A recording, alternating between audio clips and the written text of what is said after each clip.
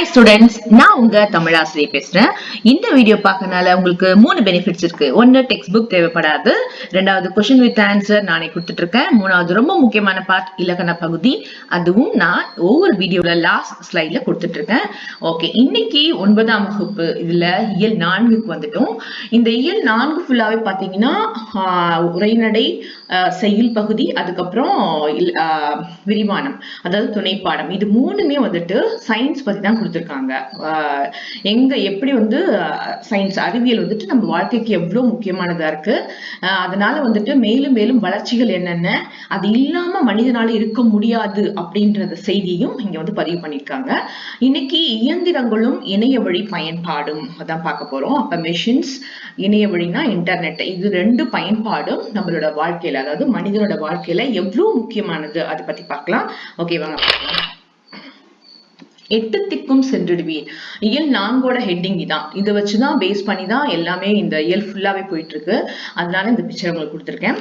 அதுக்கப்புறம் நுழைமுன் பார்த்துடலாம். லெசன் வந்துட்டு இயந்திரங்களும் இணைய வழி பயன்பாடும். சரி, ஓகே, நுழைமுன் பார்த்துடலாம். இயந்திரங்கள் இல்லாத மனித வாழ்க்கையை கற்பனை செய்ய முடியாத அளவிற்கு இன்று தொழில்நுட்பம் நம்மை சூழ்ந்துள்ளது. இணைய வழி பயன்பாடு வாழ்வை எளிதாக்கி நேரத்தையும் உழைப்பையும் வீணாக்காமல் தடுக்கிறது என்றாலும் பல நன்மைகளும் சில தீமைகளுமாக மாற்றங்களும் முன்னேற்றங்களும் நம்மை முன்னோக்கி பயணிக்க செய்கின்றன. எதிர்கால நலன் ஒன்றையே கருத்தில் கொண்டு இயந்திரங்களையும் இணையத்தையும் முறையாக பயன்படுத்தி வாழ்வில் ஏற்றம் பெறுவோம். என்ன கொடுத்திருக்காங்க புரிஞ்சுச்சா? வாசிக்கும் போது கவனிச்சிங்களா? அதாவது இயந்திரங்கள் இல்லாம மனுஷங்களோட லைஃப், நம்மளோட வாழ்க்கையை வந்து கற்பனை கூட செஞ்சு பார்க்க முடியாது. ஏன்னா நம்ம வீட்லயே பாருங்க, அயன் பாக்ஸ்ல இருந்து கிரைண்டர், மிக்சி, ஹீட்டர், எல்லாமே ஏர் கூலர், எல்லாமே பாத்தீங்கன்னா மெஷின் இல்லாம நம்ம மனித வாழ்க்கை கிடையாது. அந்த நிலைக்கு நம்ம வந்துட்டோம். இப்ப பிரிச்சு பார்க்கவே முடியல, அப்படி வந்துட்டோம். இன்னொன்னு, பவர் கட் ஆச்சுன்னா போச்சு, ஒரு 5 மினிட்ஸ்க்கு அப்புறம் நம்மளால தாங்கவே முடியாது, ரொம்ப கஷ்டப்படுவோம். அதுக்கு வந்துட்டு இன்வெர்டர் கண்டுபிடிச்சிருக்காங்க. இந்த மாதிரி மெஷின் இல்லாம நம்ம லைஃப் கிடையாது. ஓகேவா? அதுக்கப்புறம் என்னன்னா, இதனால வந்துட்டு கெட்டதா அப்படின்னா ரொம்ப அட்வான்டேஜ் தான். ஏன்னா டைம் வந்துட்டு சேவ் ஆகுது. எல்லாமே இப்போ ஒர்க்கிங் பீப்புளா இருக்காங்க. அதனால கண்டிப்பா வந்துட்டு மாவாட்டுறது அதெல்லாம் ரொம்ப கஷ்டம். அதுக்கு வந்துட்டு மிக்சில நமக்கு அது வந்து இல்லாமலும் இருக்க முடியல, அது முக்கியமானதும் கூட. அதனால நம்ம டைமை சேவ் பண்ணுது. நம்ம வந்துட்டு அப்புறம் ரொம்ப எஃபோர்ட் எடுக்க வேண்டாம் அதை செய்யறதுக்கு.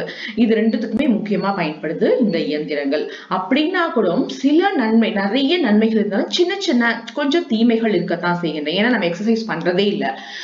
இப்படி செய்யும் போது, மாவாட்டும் போது, குனிஞ்சு கூட்டும் போது, இந்த மாதிரிலாம் பண்ணும்போது நமக்கு என்ன ஆகும், ஒரு எக்ஸசைஸ் அது வந்து கட் ஆகுது. அது கொஞ்சம் தீமையானதுதான். இந்த மாற்றங்களும் சில நிறைய முன்னேற்றங்கள், சின்ன மாற்றங்கள் செஞ்சுதான் ஆகணும். அப்புறம் முன்னேற்றம் நிறையவே இருக்கு அப்படின்னு சொல்றாங்க. அதனால எதிர்கால, அதாவது நம்ம ஃபியூச்சர்ல இயந்திரங்களும் இணைய வழியும் ரொம்ப ரொம்ப முக்கியமானதுதான் வாழ்வுல. அதை பத்தி இன்னைக்கு பார்க்க போறோம். இதான் இன்ட்ரோடக்ஷன்ல கொடுத்திருக்காங்க. ஓகேவா? அப்ப முக்கியமானது எது? மனிதனும் இயந்திரமும் அப்படின்னு கூட ஹெட்டிங் வச்சுக்கலாம். நல்லா இருக்கு. சரி, நான் சிட்டு துறல்களிலும் நகல் எடுக்க பயன்படுகிறது முக்கியமான இயந்திரம் இது. அதை அனைவரும் என்ன சொல்லுவாங்க, ஜெராக்ஸ் என்று பொதுவாக கருத்தை சொல்லுவாங்க. இல்ல என்ன சொல்லுவாங்க, காப்பின்னு சொல்ல மாட்டாங்க, ஜெராக்ஸ். ஏன்னா ஃபர்ஸ்ட் ஜெராக்ஸ் தான் வந்துச்சு, அதனாலதான் அதே சொல்ல யூஸ் பண்ணிட்டாங்க. நியூயார்க்கை சேர்ந்த காப்புரிமை சட்ட வல்லுநரும் பகுதி நேர ஆய்வாளருமான பள்ளிகள், கல்லூரிகள், அப்புறம் அரசு அலுவலகங்கள் எங்க பார்த்தாலும் நகல் எடுக்கிறதுக்கு, அதாவது அத மாதிரி இன்னொரு காப்பி எடுக்கிறதுக்கு தேவைப்பட்டது இந்த மெஷின். அதுக்கு பேர் ஜெராக்ஸ் மெஷின் அப்படின்னு சொல்லி பேர் வச்சாங்க. இப்ப எல்லாமே ஸ்டார்டிங்ல ஜெராக்ஸ் மெஷினை எல்லாமே பயன்படுத்திட்டு இருந்தாங்க. இப்ப கொஞ்சம் அட்வான்ஸா போயிடுச்சு. நியூயார்க்கை சேர்ந்த காப்புரிமை சட்ட வல்லுநரும் பகுதி நேர ஆய்வாளருமான சிஸ்டர் கார்லசன் அப்படின்றவர் தம் தொழிலுக்காக நிறைய காகித படிவை எடுக்க வேண்டி இருந்தது. நிறைய காப்பி எடுக்க வேண்டியிருந்துச்சு. சிஸ்டர் கார்லசன் அப்படிங்கிறவரு நியூயார்க்கை சேர்ந்தவர். இவர் காப்புரிமை அப்படிங்கிறது நமக்கு தெரியும். அதான் வந்துட்டு இன்சூரன்ஸ் சொல்றோம்ல, அதுக்கும் ஒரு பார்ட் டைம் வேலை பார்த்துட்டு இருக்கும்போது நிறைய வந்துட்டு அது காப்பி தேவைப்பட்டுச்சு. அதுக்கு என்ன பண்ணலாம் பிளான் பண்ணாரு. அந்த பணிச்சுமையே அவரை இந்த புதிய கண்டுபிடிப்பை நோக்கி தள்ளியது. மின்னணு புகைப்பட சோதனைகளுக்கு தமது சமையலறையே அவர் பயன்படுத்தி கொண்டார். ஆமா, புகைப்படம் வந்து கிச்சனே யூஸ் பண்ணிட்டு எப்படிலாம் நம்ம வந்துட்டு காப்பி எடுக்கலாம் அப்படின்னு சொல்லிட்டு தன்னுடைய கிச்சனே யூஸ் பண்ணாராம். கந்தகம் தடவிய துத்தநாக தட்டை கொண்டு 1938 உலகின் முதல் ஒளிப்படியை எடுத்தார். கிரேக்க மொழியில் சீரோகிராபி என்றார் உலர் எழுத்து முறை என்று பொருள். அதாவது சீரோகிராபி கிரேக்க மொழியில இதுக்கு பேரு, அதான் ஜெராக்ஸ் அதுக்கப்புறம் வந்துருச்சு. அதுக்கு பேர் என்ன, சீரோகிராபி அப்படின்னா உலர் எழுத்து முறை, காய்ந்த எழுத்து முறை அப்படின்னு சொல்லிட்டு. அதாவது ஜெராக்ஸ் இருக்கு இல்லையா, அது வரும்போது சூடா வரும் பாருங்க, எடுக்கும் போது ரொம்ப ட்ரையா தான் இருக்கும், அது வந்துட்டு அதுக்கு பேரு. ஆனா இந்த சீரோகிராபி தான் கொஞ்சம் கொஞ்சமா மருவி ஜெராக்ஸ் அப்படின்னு சொல்லி வந்துருச்சு. இது எப்ப கண்டுபிடிச்சாருன்னா 1938. இது எதுன்னா என்ன அதுக்கு பின்னாடி இருந்துச்சுன்னா, கந்தகம் தடவிய துத்தநாகம் ஜிங்க் இல்லையா, அந்த ஒரு தட்டு பிளேட், அதை வச்சுதான் யூஸ் பண்ணி ஃபர்ஸ்ட் ஒரு படிவத்தை கண்டுபிடிச்சார். இது வந்து கிரேக்க மொழியில வந்து சீரோகிராபி. 2 மார்க்ஸ் 1 மார்க்ஸ் அந்த கொஸ்டின்ஸ் கேட்க சான்சஸ் இருக்கு. அவரால் 1959 இந்த இயந்திரம் உலகிற்கு அறிமுகப்படுத்தப்பட்டது. உடனே அக்செப்ட் பண்ணிக்க மாட்டாங்க, மறுநாளே கூட 1 இயர் கூட இருக்காது, அக்செப்ட் பண்ண மாட்டாங்க. நிறைய ஒரு எக்ஸ்பீரியன்ஸ் பண்ணி நிறைய மாடிஃபிகேஷன் கொண்டு வந்து அதுக்கப்புறம் தான் அது கொண்டு வந்து மார்க்கெட்ல வரதுக்கு ரொம்ப டைம் ஆச்சு. அப்ப 1959 தான் இந்த இயந்திரம் உலகுக்கு அறிமுகப்படுத்தப்பட்டது. இன்று பல பெரிய நிறுவனங்களின் ஒளிப்படி எடுக்கும் கருவியை உருவாக்கி விற்பனை செய்தாலும் ஜெராக்ஸ் என்ற பெயரை நிலைத்து விட்டது. ஆமா, இன்னும் கொஞ்சம் அட்வான்ஸா போயிட்டு இந்த ஒளிப்படி கருவி அப்படின்னு சொல்லிட்டாங்க. அதாவது நான் முன்னாடி சொன்னோம் இல்லையா, காப்பி எடுக்கிறது, இது வந்து பிரிண்டர், இது ஒரு சொன்ன போட்டோ காப்பியர். இதுக்கு பேர் என்ன சொல்றாங்க, இதுக்கும் ஜெராக்ஸ்னே சொல்ல ஆரம்பிச்சாங்க. ஏன்னா அதுக்கு ஸ்டார்டிங்ல அந்த பேர் தான் கொடுத்ததுனால எல்லா மிஷினும் ஜெராக்ஸ் மிஷின் அப்படின்னு சொல்லிட்டாங்க. சரி, தொலைநகல் இயந்திரம் ஃபேக்ஸ் முக்கியமானது. ஒரு இடத்துல இன்னொரு இடத்துக்கு எப்படி போகுது பாருங்க. தொலைநகல்னா தூரத்துல இருக்கக்கூடிய ஒரு செய்தி அனுப்புறது. தொலைநகல் இயந்திரம் கோப்புகளின் ஒளிப்படங்களையும் உடனடியாக ஓரிடத்திலிருந்து மற்றொரு இடத்திற்கு அனுப்புது. 2 மார்க்ஸ்ல கேட்பாங்க, ஃபேக்ஸ்னா என்ன, தொலைநகல் இயந்திரம்னா என்ன, டெஃபினேஷன் கேட்பாங்க. ஒரு இடத்துல இருந்து மற்றொரு இடத்துக்கு அந்த ஒளிப்படினா அந்த அதாவது சவுண்ட் இல்ல, வெளிச்சம், போட்டோகிராஃப் மாதிரி எடுத்து அனுப்புறது. இதுக்கு பேர் தான் தூரத்துல இருக்கிறதுக்கு அதுனா உடனே கிடைக்கும். அதான் முக்கியமான பாயிண்ட். இதுக்கு பேர் ஃபேக்ஸ் அப்படின்னு சொன்னாங்க. 1846 ஸ்காட்லாந்து கண்டுபிடிப்பாளர் அலெக்சாண்டர் பெயின் அப்படின்றவர் என்பவர் குறியீடுகளை மின்னாற்றல் உதவியுடன் அச்சிடுவதில் வெற்றி கண்டு அதற்குரிய காப்புரிமை பெற்றார். இத்தாலி நாட்டு இயற்பியல் அறிஞர் ஜியோவான்கி காசில்லி என்பவர் பான்டெலிகிராஃப் என்ற தொலைநகல் கருவியை உருவாக்கினார். அவருடைய கண்டுபிடிப்பை கொண்டு 1865 பாரிஸ் நகரில் லியோன் நகரத்தில் இருந்து தொலைநகல் சேவை தொடங்கப்பட்டது. பாரிஸ்ல இருந்து லியான் அப்படின்னு நகருக்கு ஃபர்ஸ்ட் ஃபேக்ஸ் வந்து அனுப்பிச்சாங்க. என்ன இதுல கண்டுபிடிச்சிருக்காங்கன்னு பாத்தீங்கன்னா, தொலைநகல்னா ஒரு இடத்துல இருந்து இன்னொரு இடத்துக்கு உடனடியாக நம்ம வந்துட்டு அனுப்புறதுக்கு பேர் தான் ஃபேக்ஸ். இது 1846 ஸ்காட்லாந்துல வந்து யாருன்னா அலெக்சாண்டர் பெயின் அப்படின்றவர் கண்டுபிடிச்சாரு. அவர் என்ன யூஸ் பண்ணாருன்னா, ஃபர்ஸ்ட் சிம்பிள்ஸ் குறியீடுகளை வச்சுதான் முதல்ல அதாவது பிரிண்ட் அவுட் பண்ணி அதை வந்துட்டு காப்புரிமை பெற்றார். அதாவது நாங்க வந்து இதை யூஸ் பண்ணிக்கிறோம் அப்படின்னு சொல்லிட்டு அதுக்கான உரிமை எடுத்துக்கிட்டாரு. அதுக்கப்புறம் இத்தாலி நாட்டை சேர்ந்த பிசிக்ஸ் அறிவியல் அறிஞர் ஜியோவானி காசில்லி அப்படின்றவர் என்ன பண்ணாருன்னா, பான் டெலிகிராஃப் அப்படின்னு தொலைநகல் கருவி, பான் அப்படின்னு சொல்லிட்டு ஒரு புதுசா ஒரு தொலைநகல் கருவியை கண்டுபிடிச்சாரு. அந்த கண்டுபிடிப்பை பயன்படுத்தி தான் 1865 பாரிஸ் டு லியான் நகரத்துக்கு ஃபர்ஸ்ட் டைம் ஃபேக்ஸ் வந்துட்டு அனுப்பப்பட்டது, சேவை தொடங்கியது. இதான் வந்துட்டு அந்த காப்பியர் அவர் கண்டுபிடிச்சது. என்ன இந்த காப்பினா, இந்த மெஷின் கண்டுபிடிச்சோம் இல்லையா, அது வந்துட்டு எப்படி இருக்குன்னா, அந்த போன்லாம் இருக்கு பாருங்க, இந்த டெலிபோன் மாதிரி இருக்கிறது. ஆனா டெலிபோன் கண்டுபிடிச்சு 11 வருஷத்துக்கும் முன்னாடியே வந்துட்டு இந்த காப்பியர் கண்டுபிடிச்சிருக்காங்க. இது ஒரு ஹைலைட்டான விஷயம். அதுக்கப்புறம் டெலிபோனே வந்துச்சு அப்படின்றாங்க. அதுக்கப்புறம் கொஞ்சம் கொஞ்சமா இது மாடிஃபை பண்ணி, அதாவது கொஞ்சம் மேம்பாடு அடைந்து ஒரே நேரத்துல இவ்வளவு காப்பி எடுக்கலாம் அப்படின்னு சொல்லிட்டு அந்த எந்த லாங்குவேஜ் எடுக்கணுமோ அது இந்த மாதிரி கொஞ்சம் இம்ப்ரூவ்மெண்ட்லாம் கொண்டு வந்தாங்க. 1985 அமெரிக்காவின் ஹாங் மாக்னஸ்கி அப்படின்ற கணினி மூலம் தொலைநகல் எடுக்கும் தொழில்நுட்பத்தை கண்டுபிடித்தார்கள். அதாவது கணினி மூலம், கம்ப்யூட்டர் மூலமா வந்துட்டு நம்ம நகல் எடுக்கலாம், ஜெராக்ஸ் எடுக்கலாம் அப்படின்னு சொல்லிட்டு ஹாங் மாக்னஸ்கி அப்படின்றவர் மூலம் கண்டுபிடிச்சாங்க. அதுக்கு மட்டும் இல்லாம இந்த இயந்திரக்கு பேரு காமா ஃபேக்ஸ் அப்படின்னு பெயரும் வச்சுட்டாங்க. முக்கியம், காமா ஃபேக்ஸ் யார் கண்டுபிடிச்சா, எந்த நாட்டை சேர்ந்தது அப்படின்னு சொல்லுவாங்க. இது கணினி மூலம் ஃபர்ஸ்ட் ஃபர்ஸ்ட் எடுக்கப்பட்ட ஜெராக்ஸ் எடுக்கலான்றத கண்டுபிடிச்சாரு. யாரு அப்படின்னா ஹாங்க் மாக்னஸ்கி. இதோட பேர் என்ன அப்படின்னா காமா ஃபேக்ஸ் அப்படின்றதுக்கு பேரு. இது அமெரிக்காவை சேர்ந்தவர் இவரு அப்படின்னு சொல்லி டீடைல்ஸ் நீங்க கொடுக்கணும். அப்புறம் தானியக்க பனை இயந்திரம், அதாவது ஆட்டோமேட்டட் டெல்லர் மிஷின், ஏடிஎம் சொல்றோம்ல, அதான். உழைத்து சேர்த்து பணத்தை பூட்டி வைக்கும் பழக்கம் இன்று இல்லை. அரசின் உதவித்தொகை, ஊக்கத்தொகை, பணியாளரின் ஊதியம் போன்றவற்றை ஏடிஎம் கொண்டு தான் நம்ம எடுத்துக்கிறோம். இப்ப ரொம்ப அட்வான்ஸ். ஏன்னா திருடு எல்லாம் போகிறதுக்கு ரொம்ப முன்னாடி எல்லாம் அவ்வளவு சேலரி வாங்கிட்டு வந்தா பையோட அடிச்சு எடுத்துட்டு போயிட்டாங்க, திருடிட்டு போயிட்டாங்க, நிறைய வரும். இப்ப அதுக்கு வந்துட்டு எந்த ஒரு இது என்ன சான்ஸே கிடையாது. நம்ம பணம் ரொம்ப சேஃபா வந்துட்டு ஏடிஎம் மிஷின்குள்ள இருக்கும், நம்ம வந்துட்டு இருக்கலாம். அது ரொம்ப ரொம்ப முக்கியமான ஒரு கண்டுபிடிப்பு என்னை பொறுத்த வரைக்கும். சரி, நான் இங்கிலாந்திலோ உலகின் எந்த மூலையிலோ இருந்தாலும் என் வங்கி பணத்தை எடுத்து பயன்படுத்துவதற்கு வழியை சிந்தித்தேன். சாக்லேட்டுகளை வெளித்தள்ளும் இயந்திரத்திலிருந்து யோசனை கிடைத்தது. அங்கு சாக்லேட், இங்கு பணம். இது வந்துட்டு யார் சொல்லுன்னா ஜான் ஹெப்பர்ட் பாரன். அவர் தான் ஏடிஎம் மிஷினை கண்டுபிடிச்சாரு. இவர் வந்துட்டு ஒரு நாட்டுல இருந்து, இங்கிலாந்துல நான் அங்கதான் இருக்கணும்னு அவசியம் கிடையாது, உலகத்துல எந்த ஒரு கார்னர்ல இருந்தாலும் என்னோட பேங்க் பணத்தை வந்துட்டு நான் நாட்டுக்கு, என்னோட தாய்நாட்டுக்கு போய் தான் எடுக்கிற மாதிரி இருக்கு. அப்படி எடுக்கக்கூடாது, எங்க இருந்தாலும் நான் எடுக்கணும், நான் யூஸ் பண்ணிக்கலாம். அதுக்காக நான் வந்து கண்டுபிடிச்சதான் ஏடிஎம்.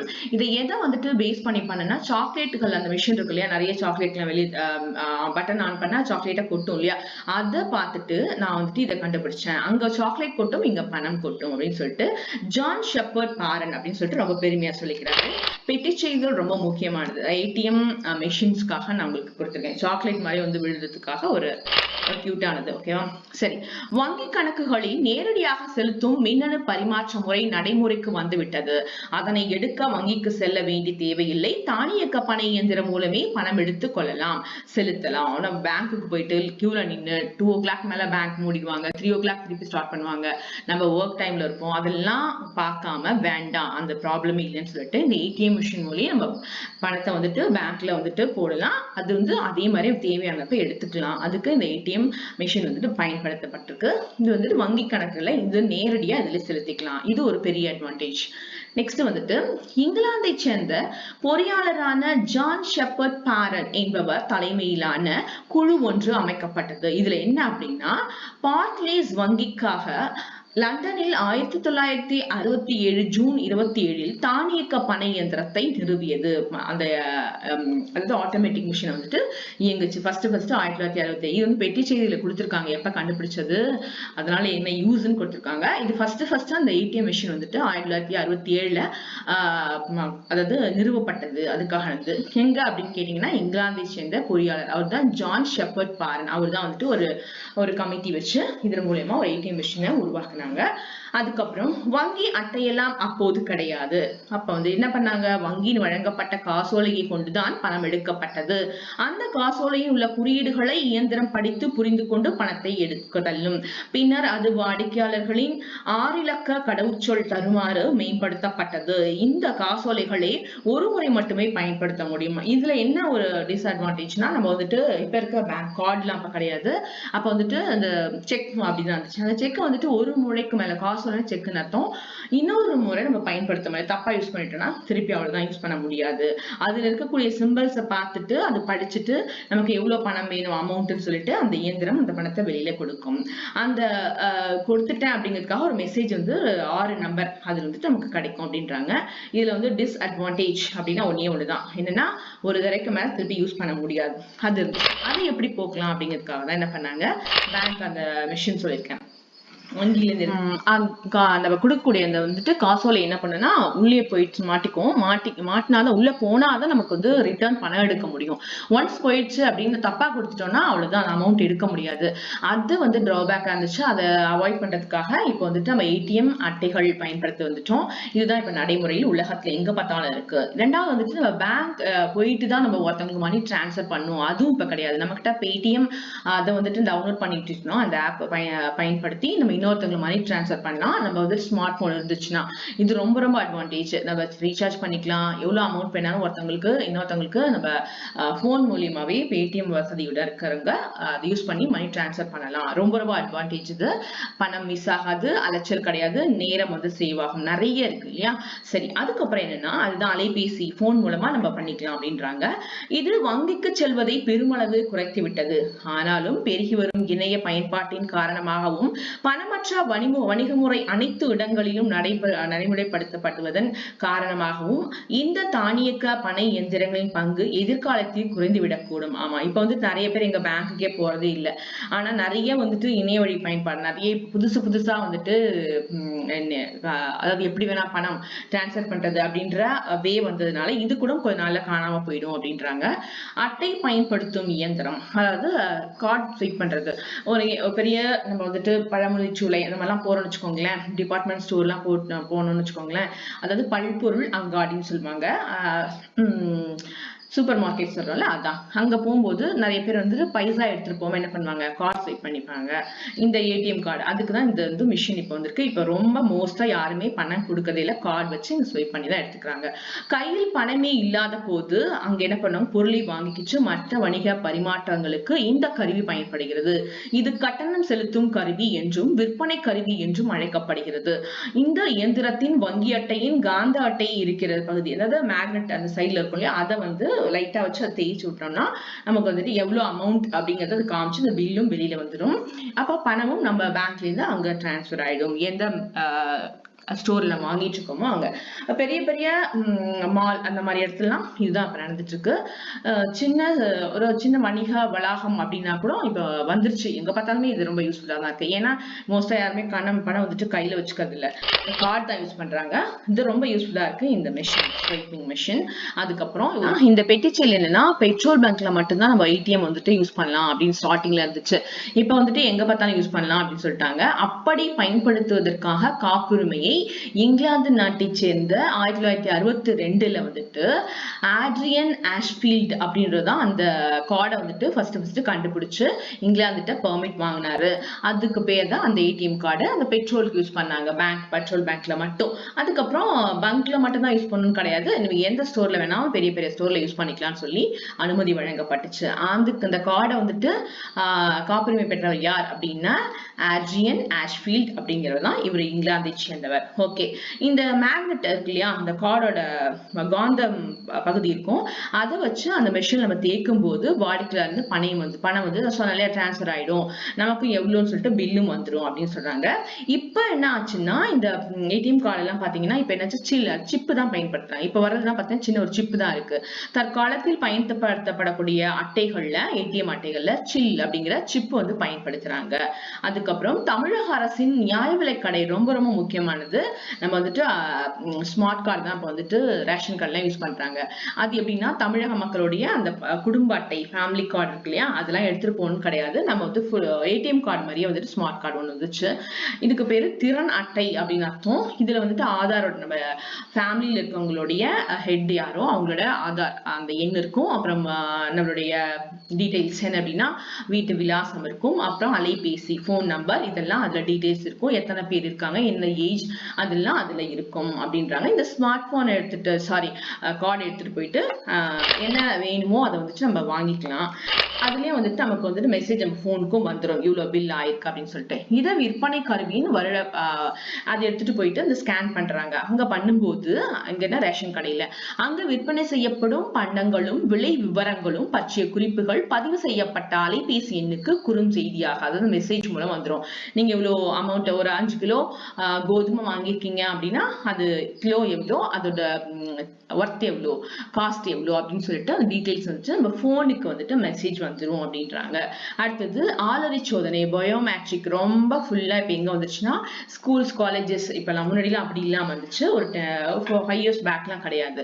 இப்ப எங்க பார்த்தாலும் பயோமெட்ரிக் வந்துருச்சு. இதுனா ஆளறி சோதனை.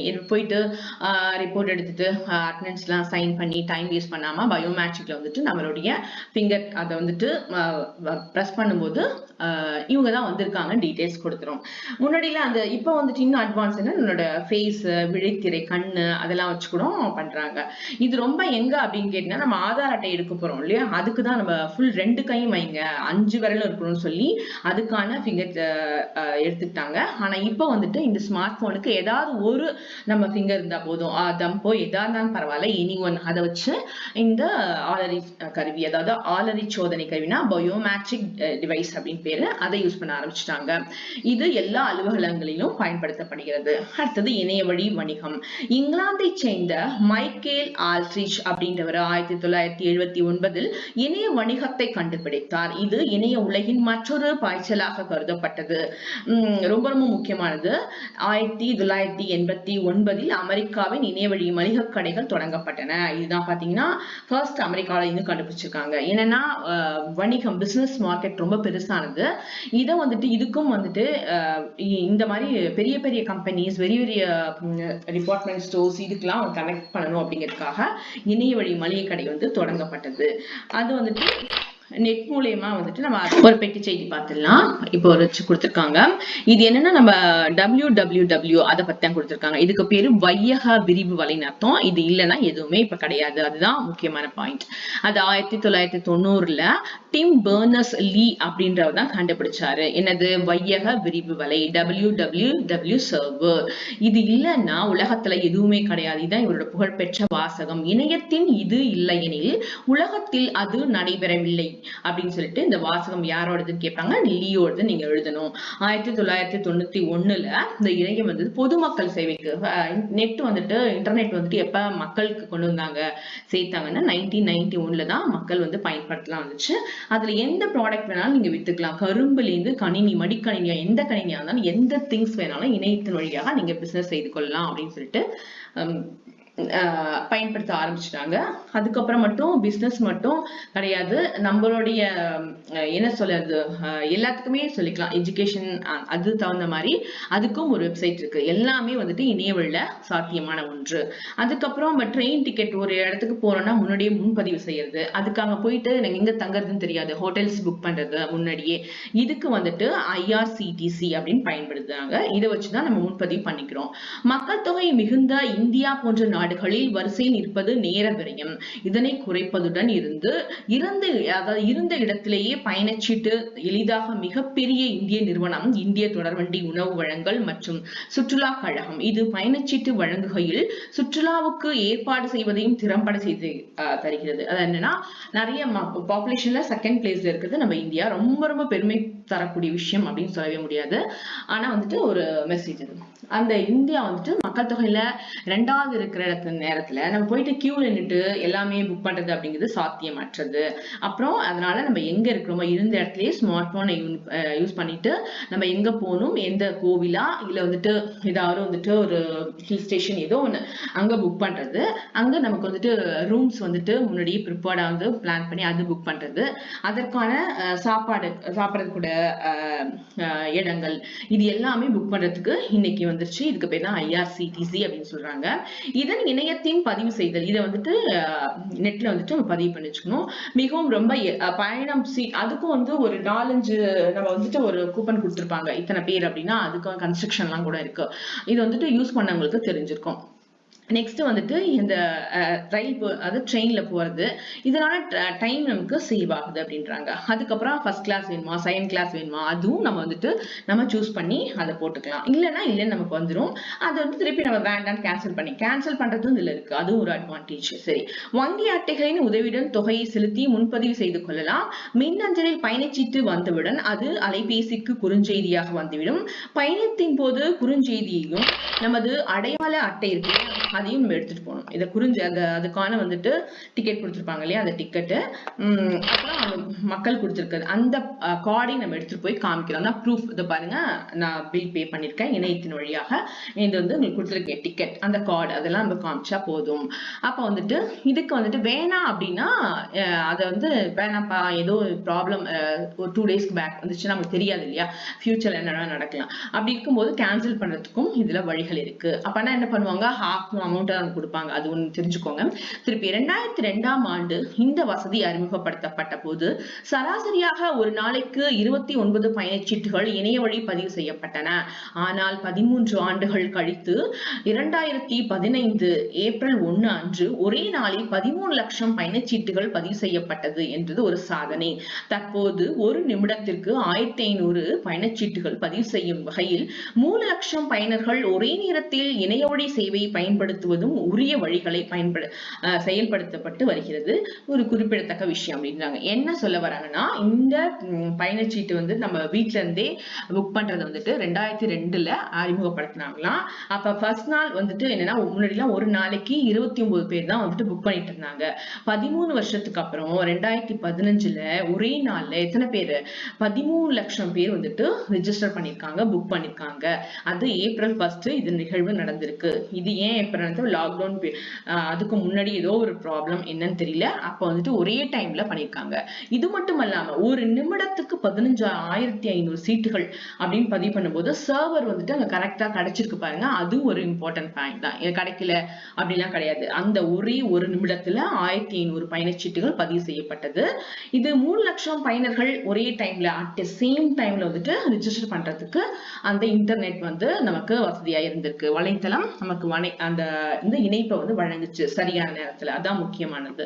இணைய பயன்பாடு, அதாவது இன்டர்நெட்டுடைய பயன் என்ன, யூஸ் என்ன அப்படின்றாங்க. தற்காலத்தில் இந்த காலத்துல பேருந்து முன்பதிவு, பஸ், விமானம், பிளைட், தங்கும் விடுதிகள் போன்ற முன்பதிவு ஆகியவற்றை இணையம் மூலமாக மேற்கொள்ள பல முகமைகள் உள்ளன. இது பலருக்கு வேலை வாய்ப்பையும் தருகிறது. பெருநகரங்களில் திரைப்பட இருக்கைகள் முன்பதிவு செய்வது கூட இணையம் மூலம் நடைபெற்று வருகிறது. அதுக்கப்புறம் என்னாச்சு அப்படின்னா, பஸ் டிக்கெட் எடுக்கிறது, பிளைட், தங்கும் விடுதிகள், எங்க பார்த்தாலும் முன்னாடியே வந்துட்டு ஒரு ஆப் இருக்குன்றாங்க. முகமைனா ஒரு ஆப் இருக்கு, அதை டவுன்லோட் பண்ணி வச்சு நம்ம வந்து ரிஜிஸ்டர் பண்ணிக்கலாம். இது அது மட்டும் இல்லாம பெரிய பெரிய சிட்டிஸ்ல எல்லாம் பாத்தீங்கன்னா, கோயம்புத்தூர், சென்னை அந்த மாதிரி சிட்டிஸ் எல்லாம் பாத்தீங்கன்னா, தியேட்டர்ஸ்ல கூட வந்துட்டு நமக்கு இந்த சீட் அதெல்லாம் முன்னாடியே இந்த சீட் தான் நான் வந்துட்டு சொல்லிட்டு புக் பண்ணிக்கலாம். இதுக்கும் வழி இருக்கு இணையத்துல. அரசுக்கு செலுத்த வேண்டிய சொத்து வரி, தண்ணி வரி ஆகிய இணைய வழியிலே செலுத்திக்கலாம். அரசின் அனைத்து திட்டங்களுக்கும் உரிய படிவங்களை பதிவிறக்கம் செய்து கொள்ளலாம். அவற்றை நிரப்பி இணையம் மூலமாகவே விண்ணப்பிக்கலாம். பிறப்பு சான்றிதழ், வருமான வரி சான்றிதழ், சாதி சான்றிதழ் போன்ற அரசால் மக்களுக்கு இணையம் மூலம் வழங்கப்படுகிறது. அரசின் மின்னணு சேவை மையங்கள் உதவியை நாடியும் மேற்கொண்ட சேவைகள் நடைபெற்று வருகின்றன. அதனால கவர்மெண்ட் நமக்கு வந்துட்டு அறிமுகப்படுத்திருக்க சொத்து வரி, தண்ணி வரி எல்லாம் என்ன பண்ணோம், அது கரண்ட் பில் கட்டணும்னா என்ன சொல்லுவாங்க, சாட்டர்டே 9 மணிக்குள்ள முடிவாங்க, போய் கியூல நிக்கணும். இந்த ப்ராப்ளம்லாம் இப்ப கிடையாது. எல்லாம் நம்ம ஸ்மார்ட் போன் வழியா நம்ம செலுத்திக்கலாம். அதுக்கான படிவம் மட்டும், அதாவது அந்த அப்ளிகேஷன் ஃபார்ம் இருக்குல்ல, அது மட்டும் நம்ம டவுன்லோட் பண்ணிட்டு அதை ஃபில்அப் பண்ணிட்டு அது மூலியமா இணையத்தின் மூலியமா நம்ம வந்து அமுச்சு விட்டுலாம். இது வந்துட்டு கம்யூனிட்டி சர்டிபிகேட்டா இருக்கட்டும், இன்கம் சர்டிபிகேட் எதா இருந்தாலும், பர்த் சர்டிபிகேட் எல்லாமே வந்துட்டு இணையத்தின் மூலியமா நம்ம வந்துட்டு பதிவிறக்கம் செய்து அதிலே ஃபில் பண்ணி அமுச்சுக்கலாம் அப்படின்னு சொல்றாங்க. நடுவண் அரசு, மாநில அரசு பள்ளி மாணவர்களுக்கு கல்வி உதவுத்தொகை. இப்ப வந்து ஸ்டேட் கவர்மெண்ட்டும் நம்ம சென்ட்ரல் கவர்மெண்ட் ரெண்டுமே என்ன பண்ணிருக்கு, படிக்கிற பசங்களுக்கு அதாவது அவங்கள வந்துட்டு மோட்டிவேட் பண்ணணும் அப்படிங்கிறதுக்காக நிறைய போட்டிகள் வச்சிருக்காங்க. அது 10th 8th அந்த மாதிரிலாம் இருக்கு. அதை கொஞ்சம் பார்த்துலாம். அப்புறம் இன்டீரியர் பிளேஸ்ல இருக்கக்கூடிய கிராமங்களையும் இதை வந்து அவங்களோட மோட்டிவேட் பண்ணுங்கிறதுக்காக ஒண்ணு கொண்டு வந்திருக்காங்க. அது என்னன்னு பார்க்கலாம். அதுக்கு முன்னாடி பாருங்க ஒரு பெட்டி செய்தி. 10ஆம் வகுப்பும் 12ஆம் வகுப்பும் முடித்த மாணவர்களுக்கு அரசின் வேலைவாய்ப்பு அலுவலகத்தில் செய்யப்பட வேண்டிய பதிவு, அதாவது வந்துட்டு ரினியூவல் பண்ணும். ஃபர்ஸ்ட் பதிவு பண்ணுவாங்க எம்ப்ளாய்மெண்ட் ஆஃபீஸ்ல. அதுவும் இப்போ என்னாச்சுன்னா, முன்னாடிலாம் ஸ்கூல் 10th பாஸ் பண்ணனா அடுத்த செகண்ட் எல்லாம் என்ன பண்ணுவாங்க, அந்த டிஸ்ட்ரிக்ட் போயிட்டு எங்க இருக்கு எம்ப்ளாய்மெண்ட் ஆஃபீஸ் அப்படின்னு சொல்லி அங்க பதிவு பண்ணுவாங்க. அதெல்லாம் இப்ப வேண்டாம், ஸ்கூல்லயே நம்ம பண்ணிக்கலாம். அதுக்கான வசதிகள் வந்துருச்சு. அப்புறம் அரசின் விலையில்லாத மிதிவண்டி, மடிக்கணினி இதுவும் சொல்லிட்டாங்க. அதாவது சைக்கிளும் மடிக்கணினா லேப்டாப், இதுவும் நம்ம கவர்மெண்டே படிக்கிற மாணவர்களுக்கு வழங்கிட்டு இருக்கு. சரி, இதுக்கு வந்து நிறைய போட்டிகள் வச்சிருக்காங்கன்னு சொன்னேன் இல்லையா, அது என்னன்னு பார்க்கலாம். அதாவது 10வது 12ஆம் ஆண்டுகளுக்கு ஆண்டுதோறும் பல போட்டித் தேர்வுகள் நடைபெறுகின்றன. 10ஆம் வகுப்பு மாணவர்களுக்கு தேசிய திறனாய்வு தேர்வு நேஷனல் டேலண்ட் சர்ச் எக்ஸாம் அப்படின்ற ஒரு டெஸ்ட் வைக்கிறாங்க. 8ஆம் வகுப்பு மாணவர்களுக்கு தேசிய திறனாய்வு மற்றும் கல்வி உதவித்தொகை தேர்வு national means come merit scholarship scheme exam அப்படின்னு சொல்லி ஒண்ணு வைக்கிறாங்க. இது 8th ஸ்டாண்டர்டுக்கு. அப்புறம் கிராமப்புறத்துல ரொம்ப இன்டீரியர் பிளேஸ்ல இருக்கக்கூடிய வில்லேஜஸ்க்குலாம் வந்துட்டு மக்களை வந்துட்டு படிக்கணும் அப்படிங்கிற இம்ப்ரூவ் அவங்களுடைய மோட்டிவேட் பண்ணணும் அப்படிங்கிறதுக்காக ஊரக திறனாய்வு தேர்வு TRUST Tamil Nadu rural students talent search examination அப்படின்னு சொல்லிட்டு ஒண்ணு கொண்டு வந்திருக்காங்க. இது வந்து TRUST. இது எங்கன்னா இதுக்கு தமிழ்ல வந்துட்டு ஊரக திறனாய்வு தேர்வு. இந்த மூணுத்துல இது ரொம்ப முக்கியமானது. ஏன்னா கிராமப்புற மக்கள் அந்த கொஸ்டின் கேட்க சான்ஸ் இருக்கு. Tamil Nadu rural students talent search examination அப்படின்னு தான் இதுக்கு பேரு. இது எல்லாமே வந்துட்டு மத்திய மற்றும் மாநில அரசுகளால் 10ஆம் வகுப்பு 8ஆம் வகுப்பு கிராமப்புற மாணவர்களுக்கு நடத்தப்படுகிறது. இவற்றில் கலந்து கொள்ள விரும்பும் மாணவர்கள் தாங்கள் படிக்கும் பள்ளிகளிலேயே இணைய வழி விண்ணப்பிக்கலாம். இதை நான் ஃபர்ஸ்ட் பிரைஸ் வாங்கணும் அப்படின்னு நினைக்கிறவங்க நம்ம ஸ்கூல் வழியாக அப்ளிகேஷன் டவுன்லோட் பண்ணி அதுல ஃபார்ம் ஃபில்அப் பண்ணி அப்படின்றாங்க. நெக்ஸ்ட் வந்து பள்ளி கல்வி முடித்த மாணவர்கள் கல்லூரிகளுக்கு இணையம் வழியாக விண்ணப்பிக்கலாம். பள்ளி கட்டணம் கல்லூரி கட்டணம் ஆகியவற்றும் இணையம் வழியே செலுத்தலாம். தேர்வு கட்டணங்கள் செலுத்துதல், தேர்வு அடையாள சீட்டு ஹால் டிக்கெட் அதுவும் தரையிறக்கம்னா டவுன்லோட் பண்ணிக்கலாம். தமிழ்நாடு அரசு பணியாளர் தேர்வாணையம் போன்ற தேர்வு முகமைகள் நடத்தும் தேர்வுகளுக்கு இணையம் மூலமே விண்ணப்பித்தால் போதுமானது. 12வது முடித்த பின் மாணவர்கள் பல்வேறு தொழிற்கல்வி நுழைவுத் தேர்வுகளுக்கு இணைத்து விண்ணப்பித்துக் கொள்ளலாம். இது ஃபுல் அண்ட் ஃபுல் அது ஸ்டூடெண்ட்ஸ் பத்தி தான் கொடுத்திருக்காங்க. ஸ்கூல் முடிச்ச பசங்க என்ன பண்ணாங்க, 12th முடிச்சுட்டு காலேஜ் போகணும் அப்படின்னா இணையத்து வழியா அங்க என்னென்ன காலேஜ் இருக்கு என்னென்ன கோர்சஸ் இருக்கு அப்படின்னு நம்மளே செலக்ட் பண்ணி ஃபீஸும் அதிலே கட்டிக்கலாம். கல்லூரியோட ஸ்பெஷல் அதாவது ஸ்கூலுக்குன்னு தனியா 10th முடிச்சுட்டு ஸ்கூல் போறவங்களா சரி இல்ல காலேஜ் போறவங்களும் அவங்க ஃபீஸ் வந்துட்டு இணையத்தின் மூலியமா செலுத்திக்கலாம். அதுக்கப்புறம் எக்ஸாம் ஃபீஸ், அதுக்கப்புறம் வந்துட்டு நம்ம ஹால் டிக்கெட் இதுவும் நம்ம வந்துட்டு டவுன்லோட் பண்ணி எடுத்துக்கலாம் இணையத்தின் மூலியமாக. அது மட்டும் இல்லாம தமிழ்நாடு கவர்மெண்ட் நடத்தக்குள்ள TNPSC நீட் அந்த மாதிரி எக்ஸாம் நீட் வந்து சென்ட்ரல் கவர்மெண்ட் இதெல்லாம் இருக்கு இல்லையா, இந்த எக்ஸாம்ஸ் எல்லாமே வந்துட்டு பதிவு பண்ணணும் அப்படின்னா இணையத்திலேயே பண்ணிக்கலாம். நெக்ஸ்ட் வந்துட்டு தொழிற்கல்வி அப்படின்னு சொல்லுவாங்க. அதாவது ஒர்க் பேஸ்டு கல்வி, மெக்கானிக்கல் IT அந்த மாதிரி போறாங்க இல்லையா, அந்த பசங்களுக்கும் நுழைவுத் தேர்வு என்ட்ரன்ஸ் எக்ஸாம் வந்துட்டு நம்ம இணையத்திலே வழியா அதாவது விண்ணப்பிக்கலாம். இப்ப வந்து நடத்திட்டு இருக்காங்க லாக்டவுன் பீரியட். ஆனா அப்ப வந்து அப்ளிகேஷன் ஃபில் பண்ணி போடலாம் இணையத்தின் வழியாக. மனித இனம் தோன்றியது முதல் இன்று வரை பல்வேறு விதமான வளர்ச்சிகளை கண்டுள்ளது. மனிதனது தேவைகள் பெருக பெருக கண்டுபிடிப்புகளும் பெருகின. நேரத்தையும் தூரத்தையும் சுருக்குவதில் மனிதன் வெற்றி பெற்றான். நீரின்றி அமையாத உலகு என்பது போல இன்று இயந்திரங்களும் கணினிகளும் இன்றி உலகம் இயங்குவதில்லை. ரொம்ப முக்கியமானது. மனிதன் வந்துட்டு வளர்ச்சிகள் தேவை சொகுசா வாழணுன்றதுனால கண்டுபிடிப்புகள் அதிகமாயிட்டே போச்சு. ரொம்ப முக்கியமானது. அது சயின்ஸ் தான் அதுக்கு பேஸ் அப்படின்னு சொல்லலாம். இந்த மனிதனுடைய தேவைகள் அதிகமாக அதிகமாக பொருட்கள் மிஷின்களும் அதிகரிச்சுட்டே போச்சு. இதனால என்னாச்சுன்னா டைம் சேவ் குறைஞ்சது, தூரமும் வந்துட்டு குறைஞ்சிருச்சுன்னு அர்த்தம். ஏன்னா நம்ம ஒரு இடத்துக்கு போயிட்டு இன்னொரு இடத்துக்கு மெசேஜ் பண்றது, லெட்டர் போடுறது அதெல்லாம் இல்லாம உடனே வந்துட்டு நம்ம போன் கால் பண்ணிக்கலாம், வீடியோ கால் எது வேணா பண்ணிக்கலாம். சோ வந்துட்டு டைமும் தூரமும் நமக்கு சுருங்கிடுச்சுன்னு சொல்றாங்க. எப்படி தண்ணி இல்லாம இந்த உலகத்துல இயங்க முடியாதோ அது போல 5 பூதங்களில் தண்ணி இல்லாம நம்மளாட்ட வாழ முடியாது அப்படின்ற ஒரு கருத்து இருக்கிற மாதிரி இயந்திரங்களும் கணினிகளும் இன்றி உலகம் இயங்குவதில்லை அப்படின்னு ஒரு பெரிய கருத்து வந்துச்சு. நம்மளால கம்ப்யூட்டர் இல்லாமலும் சரி மெஷின் இல்லாமலும் நம்மளால கண்டிப்பா வாழ முடியாது அப்படின்ற சிச்சுவேஷனுக்கு இந்த உலகம் வந்துருச்சு. ஓகேவா? சரி, இன்னைக்கு இது வரைக்கும் நம்ம ஓவரால் எல்லாத்தையும் பார்த்துட்டோம். இப்ப என்ன பண்ண போறோம் அப்படின்னா ஒரு ரிவைஸ் உங்களுக்கு நான் கொடுத்துறேன். ஏன்னா நம்ம பார்த்தோம் அப்படின்னு சொல்லிட்டு கொடுத்துடலாம். ரொம்ப முக்கியமான lesson 2 marks 1 marks big question எல்லாமே இதுல கேட்பாங்க. இந்த 4th சாப்டர் ஃபுல்லாவே உங்களுக்கு முக்கியமானதுதான். என்ன அப்படின்னு ஃபர்ஸ்ட் பார்க்கும்போது இன்னஞ்சல் இதுதான் உங்களுக்கு சொல்லிட்டேன் இல்லையா, பயண சீட்டுகள்லாம் அதாவது டிக்கெட் எடுக்கிறது எப்படின்னா ட்ரெயின் டிக்கெட்ஸ், அதுக்கப்புறம் வந்துட்டு வேற ஹோட்டல்ஸ்ல போனாலும் சரி இல்ல உணவு விடுதிகள் அதுக்கெல்லாம் டிக்கெட் கொடுக்கறதுக்கு இப்படிதான் இருக்கும். அந்த கவுண்டர்ல நம்ம இப்படி கொடுக்கணும் டிக்கெட்ஸ் இப்படிதான் இருக்கும். முன்னாடி வந்துட்டு கார்டு போட்டுட்டு இருந்தாங்க, அதுக்கப்புறம் போன் வந்துச்சு, அதுக்கப்புறம் இப்ப வந்துட்டு தந்தி டெலிகிராம் போயிட்டு மெசேஜ் வந்துச்சு. அதனால உலகம் சுருங்கி விட்டது அப்படின்னு சொல்லிட்டு. ரெண்டாவது வந்துட்டு ஃபர்ஸ்ட் போட்டோ காப்பியர் இந்த மிஷின் வந்துச்சு. ஆனா இதுக்கு முன்னாடி ஜெராக்ஸ் வந்ததுனால எல்லாம் இதுக்கு பேரு போட்டோ காப்பின்னு சொல்லாம மிஷின் அதாவது ஜெராக்ஸ் மிஷின் அப்படின்னு இன்னைக்கு வரைக்கும் சொல்லிட்டு இருக்காங்க. இது வந்துட்டு எத்தனை காப்பி வேணுமோ நம்ம எடுத்துக்கலாம், எந்த சப்ஜெக்ட் எந்த லாங்குவேஜ் அதுவும் நம்ம எடுத்துக்கலாம். ரொம்ப ஈஸியானது. பதிவு எடுக்கிறதுக்கு நகல் எடுக்கிறதுக்கான ஒரு கருவி, அதுக்கு பேர் ஜெராக்ஸ் அப்படின்னு சொல்லியிருக்கோம். அதை நியூயார்க்கை சேர்ந்தவர் செஸ்டர் கார்சல்சன் அப்படிங்கிறது தான் கண்டுபிடிச்சாங்க அப்படின்னு சொல்லிட்டோம். அதுக்கப்புறம் இதுக்கு கிரேக்க மொழியில சீரோகிராபி அப்படின்னு தான் பேரு, அதான் ஜெராக்ஸ் அப்படின்னு பின்னாடி வந்துருச்சு. அப்புறம் ஃபேக்ஸ் வந்தது. ஃபேக்ஸ் யார் கண்டுபிடிச்சாங்க? ஸ்காட்லாந்தை சேர்ந்த அலெக்சாண்டர் பெயின் அப்படின்றவர் கண்டுபிடிச்சாரு. இதை வந்துட்டு ஃபர்ஸ்ட் அமெரிக்காவில் பயன்படுத்தினாங்க. அதாவது பான் டெலிகிராஃப் அப்படிங்கிறத ஒண்ணு கண்டுபிடிச்சாங்க, தொலைநகல் கருவி அப்படின்னு சொல்லிட்டு. இதை வந்துட்டு பாரிஸ்ல இருந்து வில்லியான் நகரத்துக்கு ஃபர்ஸ்ட் வந்து ஃபேக்ஸ் பண்ணாங்க. அதுக்கப்புறம் அந்த கருவி நெக்ஸ்ட் வந்துட்டு ஆட்டோமேட்டிக் டெல்லர் மிஷின், அதாவது ஏடிஎம் மிஷின் இருக்கு இல்லையா, அது பயன்படுத்தப்பட்டது. இது யார் யூஸ் பண்ணாங்க கண்டுபிடிச்சாங்கன்னா ஜான் ஷெப்பர்ட் பாரன். இது சாக்லேட் மிஷினை வச்சு அதை பேஸ் பண்ணி கண்டுபிடிச்சாராம். அதை வந்துட்டு ஒரு ரோல் மாடல் அப்படின்னு அவரு பண்ணிருக்கா. இது மாதிரி இது பண்ணலாம் அப்படின்னு ஒரு ஐடியா கிடைச்சிருக்கு. எப்படி குருவி பறவைகளை பார்த்து விமானம் கண்டுபிடிச்சாங்களோ அந்த மாதிரி சாக்லேட் மிஷினை வச்சு இவர் ஏடிஎம் மிஷினை கண்டுபிடிச்சிருக்காரு. அதுக்கப்புறம் வந்துட்டு இதான் ஏடிஎம் மிஷின். இந்த ஏடிஎம் மிஷின் என்ன பயன்படுது அப்படின்னா, நம்ம வந்துட்டு பணத்தை வங்கிக்கு போகாமலே செலுத்தலாம், வங்கிக்கு போகாமலே எடுக்கலாம். அதுக்காக அட்வான்ஸ்டா வந்துச்சு. இதுதான் சொல்லியிருக்காங்க. இது ஃபர்ஸ்ட் குறியீடுல தான் வந்தது. பேங்க்ல வந்து ஜான் ஷெப்பர்ட் பாரன் அப்படின்னு தான் கண்டுபிடிச்சாரு ஃபர்ஸ்ட். அது 1967 உலகுக்கு நடைமுறைப்படுத்தி இந்த இயந்திரத்தை கொண்டு வந்தாரு.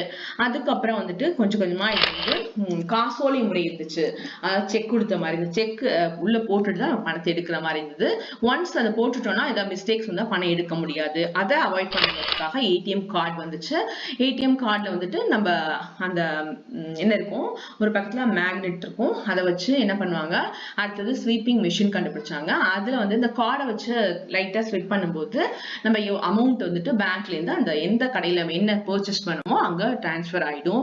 அது ஒரு அட்வான்டேஜ் வந்துச்சு ஏடிஎம்க்கு. அப்புறம் அந்த ஏடிஎம் பயன்படுத்தும் போது வீட்ல இருந்தே மணி டிரான்ஸ்பர் பண்ணிக்கலாம் இன்னொருத்தவங்களுக்கு அக்கௌண்ட்க்கு, அதுவும் ஒரு அட்வான்டேஜ் தான்.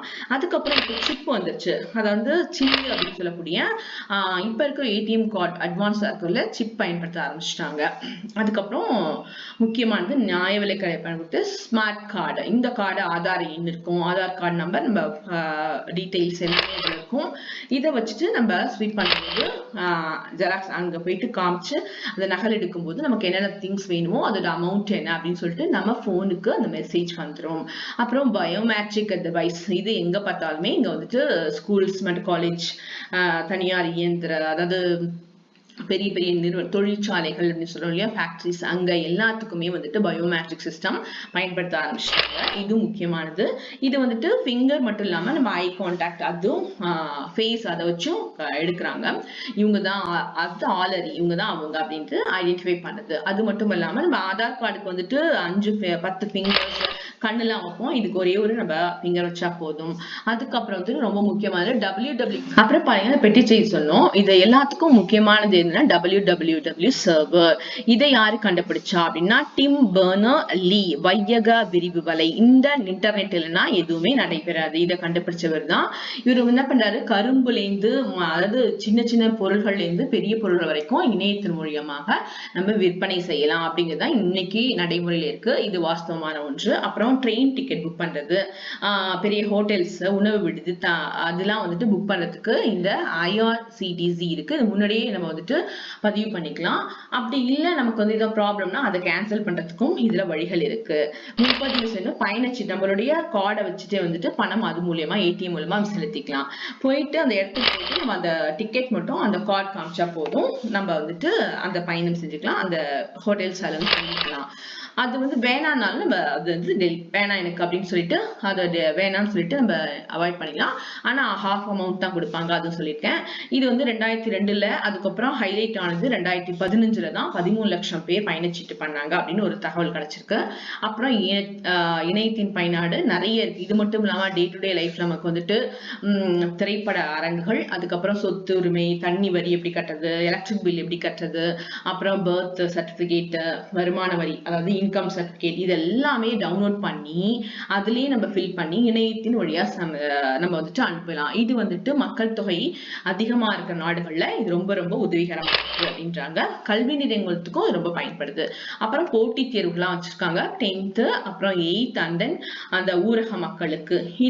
இதுல வந்து விண்ணப்பிக்கிறவங்க ஸ்கூல் மூலியமாவே விண்ணப்பிச்சுக்கலாம். இன்னைக்கு கவர்மெண்ட் வந்துட்டு மடிக்கணினியும் மிதிவண்ண சைக்கிளையும் நமக்கு கொடுத்துருக்கு அது பசங்களுக்கு. அதுவும் அவங்க மோட்டிவேட் பண்றதுக்குன்னு சொல்லலாம். இவ்வளோ அழகா வந்துட்டு எல்லா துறைகளிலுமே ரொம்ப முக்கியமானது பள்ளி கல்லூரிகளுக்கு தான். என்ன கல்லூரி சூஸ் பண்ணீங்கன்னா எந்த ஸ்கூல் சூஸ் பண்ணிக்கலாம், அதோட அமௌண்ட் வந்து ஸ்கூல் ஃபீஸ் காலேஜ் ஃபீஸ் அதுல கட்டிக்கலாம். நெக்ஸ்ட் தேர்வு கட்டணம் exam fees and hall ticket எல்லாமே டவுன்லோட் பண்ணி எடுத்துக்கலாம்.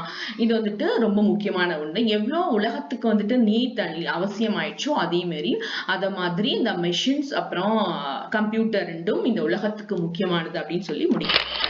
ஓகே, இன்னைக்கு புக் பேக் கொஸ்டின்ஸ் நான் கொடுத்துருக்கேன். இதை வந்து பார்த்து படிச்சுக்கோங்க. இது குருவினாவும் ஒன்னே தான் இருக்கு. 2 சிறுவினா 1 குருவினா 1 ரொம்ப முக்கியமானது. கொஸ்டின்ஸ் கேட்பாங்க அந்த சொன்னாலே மோட்டிவேஷனுக்காக அந்த அதுக்கானது. இது வந்து நல்லா படிச்சுக்கோங்க. அதுக்கப்புறம் வந்துட்டு நடுவினா ஒன்னே தான் இருக்கு. அட்டை பயன்படுத்தும் இயந்திரமும் அதுக்கப்புறம் திறன் அட்டை ஸ்மார்ட் அதை பத்தி கேட்டிருக்காங்க. இலக்கண குறிப்பு செம்பருதி பண்பு தொகை செம்மை அப்படின்னு சொல்லிட்டு தெரியும். பிரிக்கும் போது மை வரும். முத்து முத்தாய் முத்தாய்னா முத்துன்றது ஒரு பொருள், அது பொருள் தருது இல்லையா. நவரத்தினத்துல 1 அப்ப அது அடுக்கு தொடர் அப்படின்னு வரும். ஈன்று வினையெச்சம் எல்லா ஸ்லைட்லயும் சொல்லியிருக்கேன். இரு பிளஸ் இ ரெண்டும் வந்துச்சுன்னா அது வினையெச்சம். தமிழ் குயில் பாருங்க, குயில் போன்று தமிழ் போன்று எப்படி குயில் இருக்கும் சொல்ல முடியாது. ஒரு வந்து இது கொஞ்சம் முரண்பாடா இருக்கனால உருவகம். உவமைன்னு அப்படி இருக்கும். குயில் போன்ற தமிழ்னா இனிமையான தமிழ்னு அர்த்தம்.